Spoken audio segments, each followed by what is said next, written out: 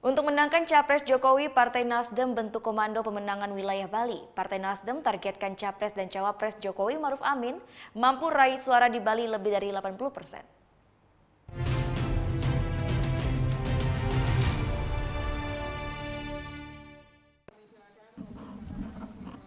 Deklarasi dan pengukuhan Komando Pemenangan Wilayah Kopemwil ini merupakan salah satu cara DPW Partai Nasdem Provinsi Bali untuk memenangkan pasangan Capres dan Cawapres Jokowi Ma'ruf Amin.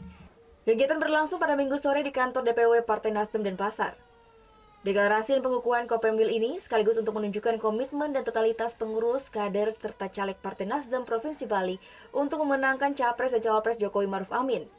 Mereka menargetkan perolehan suara di Bali lebih dari 80%. Karena kita bergerak secara sistematis dari tingkatan provinsi sampai ke tingkat Banjar untuk bagaimana tim komando ini segera terbentuk, tidak saja dalam rangka pemenangan tetapi juga mengkonsolidasikan saksi, termasuk juga melakukan penataan aplikasi untuk bagaimana kira-kira formasi pemilih Jokowi pada hari ini di Bali dari tingkat provinsi sampai tingkat TPS.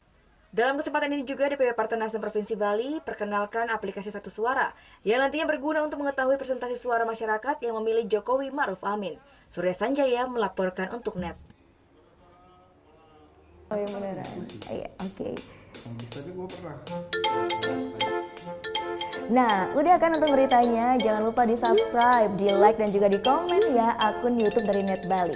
Terima kasih udah subscribe. Yang belum, jangan sampai lupa. Di sebelah sini nih. Tetap subscribe.